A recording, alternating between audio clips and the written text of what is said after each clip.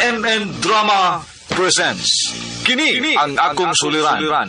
Sa bugtong tuyo nga kami makaalagad kaninyo, among gituyo pagmugna kining maong tulumanon nga pagatambagan nila ni Dr. ni Elaine Bathan nga mutabang sa pag-iway sa mga gumunhap ug kalibo nga inyong gihambin ilabi na sa punto legal. Kinisab si Dr. Rene Obra ang kaabag sa inyong suliran. Kini ang akong suliran. Kini ang akong suliran.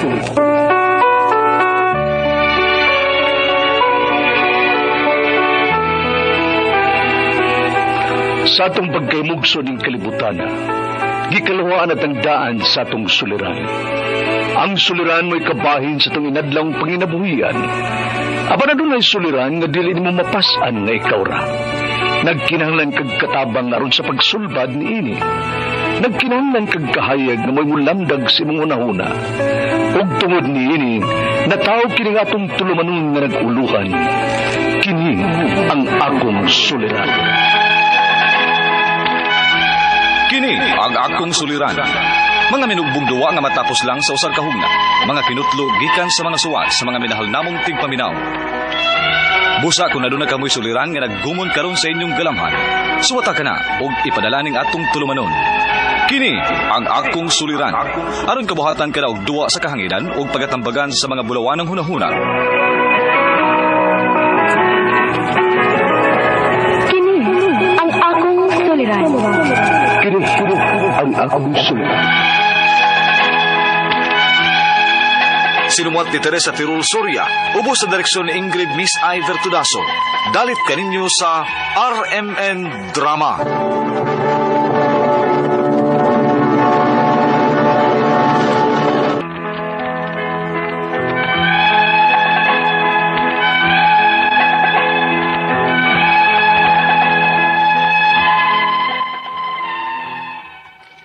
Mayong adlaw kaniyong tanan nga nagpaminaw karon tulumanon kini ang akong suliran. Ilabi na kaninyo Dr. ni Obra ug Atty. Elaine Bathan. Ingon man sa mga artista nga maghatag kinabuhi ning akong suwat suliran. Ako si Rob. Itago lang akong address. Punto legal kining akong suliran. Kabahing kini sa akong anak nga napriso tungod siyang disorder. Aron yung sabdan, ingon ini ang mga panghitabo.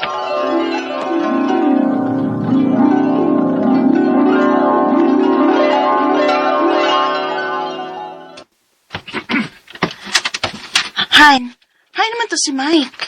Nagtuyok naman to sa palibot. Magtanaw-tanaw ra kuno siya. Mao ba? Aton sa nako bikay para mamauli na ta.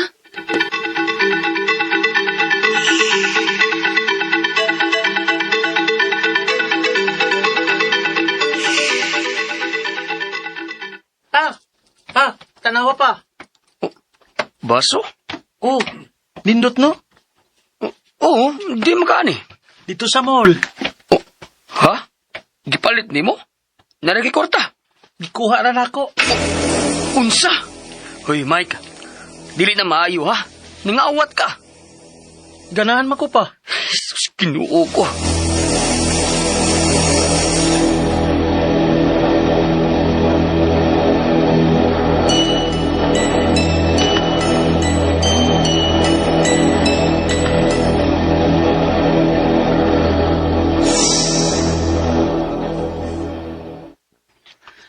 Nisuol na po di ay.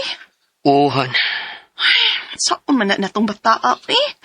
Di man yun na niya makontrol. Ato na nagkahan na siyang ipatanaw, no? Kung unsay mayong buhaton ba aron, malikayan ng hitabuha. Lisod na ba na og badaan na niya ang gidako na gyud niya. Ug wata pirmi nga magkabantay niya. Ayaw lang sa panida lang sa nato. Kay taod-taod na ba yung awa na niya buhatan? Pero ato na siyang istoryahan na nga kung iya ganin ang buhaton balik. Ipacheck up na gyud nato siya psychologist.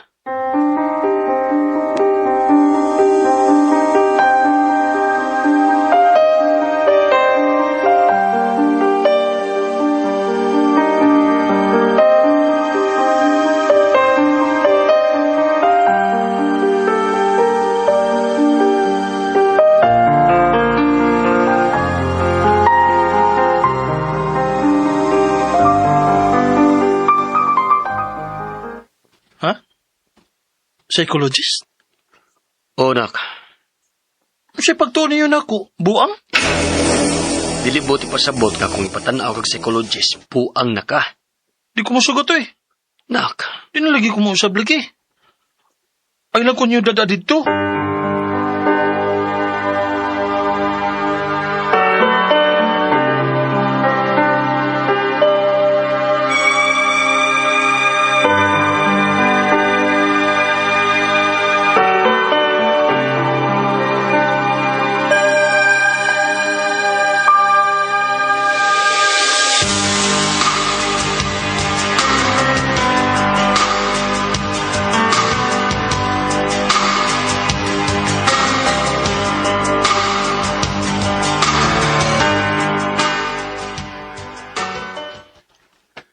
Pa, ma, madugay ko kuliron ha.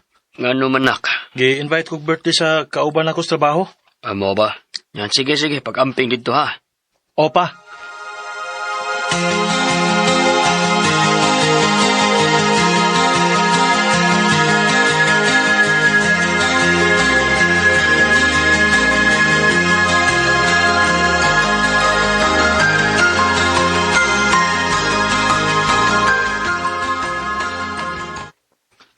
Laom namang gabi eh.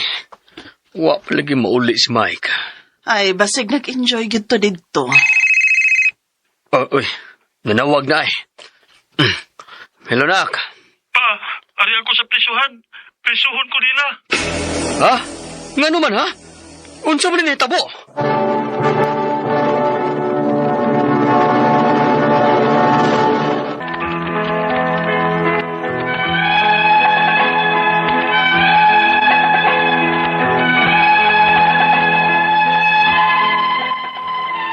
Daan na gyud pagduda kung unsa hinungdan nga prisuhon si Mike.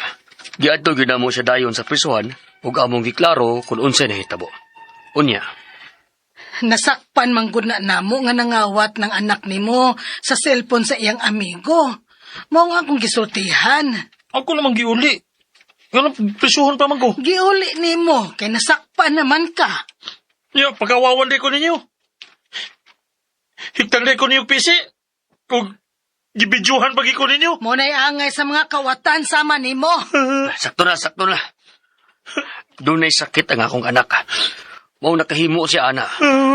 Pa. Ayo ka bala ka. Mangita og paagi nga magkagawas ka diha.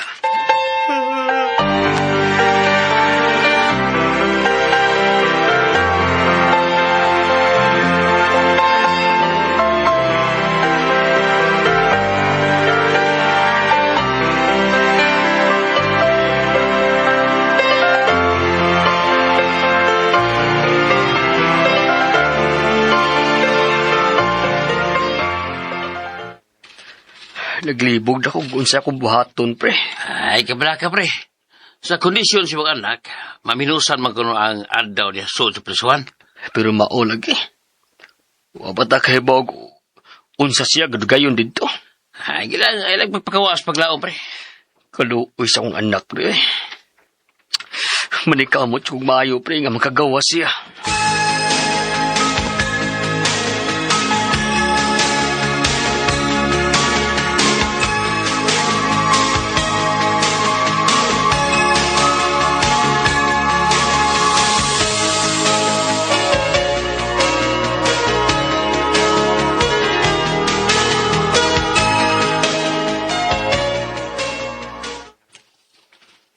Han, Han, nga naman ka? Han, tanawar ko ning gipost sa Facebook sa amigo ni Mike, oh. Boy ko ninyo. Maluoy mo. O niya, gani mo. Kawatan gina ko. Kawatan!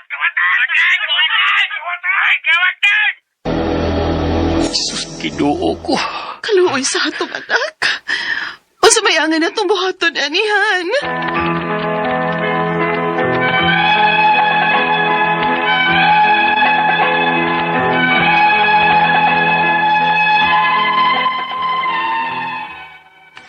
Naluoy kay ko sa kahimtang sa akong anak. Grabe og pakauwaw og pangbuli ang gibuhat iyang mga amigo niya. Ang ako mga pangutana mo kini mosunod. Unang pangutana. Tinuod nga nangawat ang akong anak ug ipakauwawan siya sa mga tao siyang palibot o gibidyohan pa gyud o gipost pa gyud ni sa social media. Mapasakahan ba nako sila kaso? Ikaduhang pangutana. Dunay sakit ang akong anak nga dili gyud niya malikayan, mangawat gyud siya. Pero giuli ni niya human siya masakti. Pero gipriso gihapon siya. Sa atong balaod, angay lang ba nga mapriso ang akong anak? Ikatulong pangutana. Pila pa lang kaadlaw nga napriso ang akong anak, o wa pa mi mahibaw pila siya kaadlaw, simana, buwan, o tuig didto. Og naanay nakasulti namo nga maminusan kuno ang adlaw ani tungod siyang kondisyon. Tinuod ba?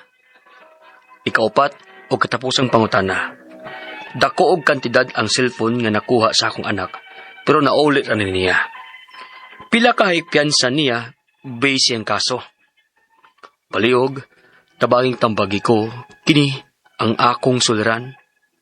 Rob.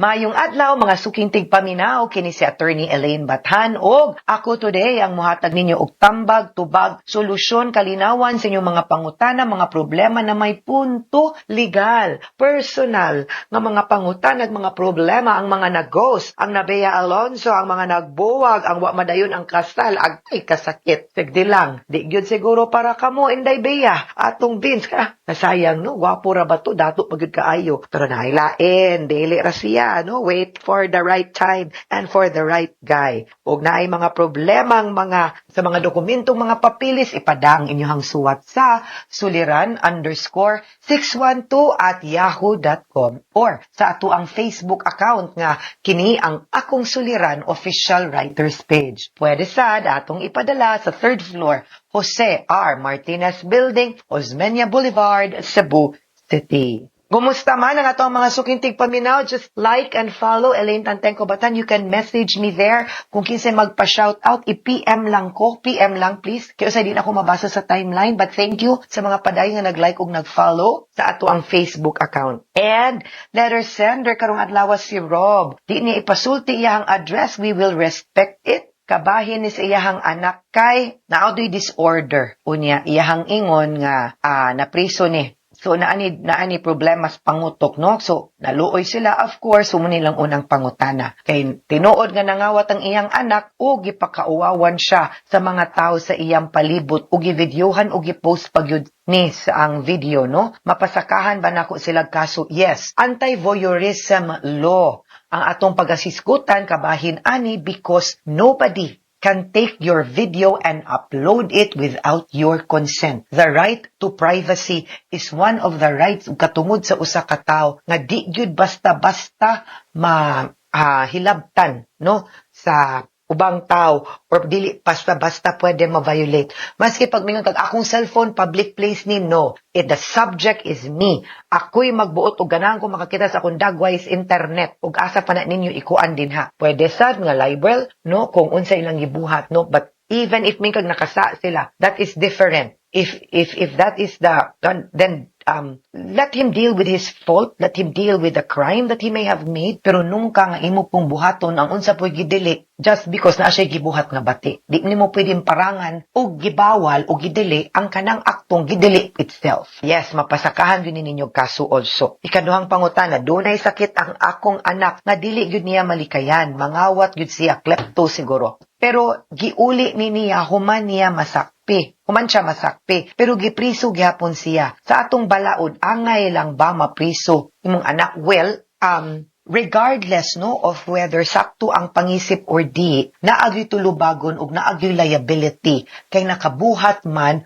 og akto nga gidili sa balaod. Pero naatay giingon nga mga justifying or mitigating circumstances na kinahanglan pud nato iprobar ug i-establish no nga reasons nganong nabuhat to niya ang gidili. It will not exonerate or dili ka mahimong exempt sa liability pero pwedeng makuha-kuhaan gamay or pwedeng ma-lessen ang liability because of a certain circumstance tama sa kaning giingon nilang insanity or naay sakit, but we'll have to prove that. Dili pwede kami ingon nga oy karon imo ning gisuwat nako nani siya sakit, klepto ni. Dili, it has to be proven by experts during the case. Dili siya automatic nga exempt. Pila pa lang kaadlaw nga napriso ang akong anak ug wala pa mi mahibaw pila siya kaadlaw, semana, buwan or tuig didto. Ang kanang theft ba ug naay nakasulti namo nga mga minusan kuno og adlaw ani tungod sa iyang kondisyon. Yes, muna akong giingon, dili ka ma-exempt sa liability pero pwede makuhaan kung ma-prove nato nga naa siya mental condition or illness, especially nga at the time niya gibuhat he was suffering or under that kind of mental illness. Muna kinahanglan tag doktor. Pero kung pagpangawat lang, akong pangutana, di man na kanang non-bailable, makapiyansa man na, nganong naapa manas prisuhan. Tanawa palihog ang resolution o ang information, kay kung makapiyansa in taon, ayaw intaw dugaya dito, kay di na maayo, o naana dito suds prisuhan.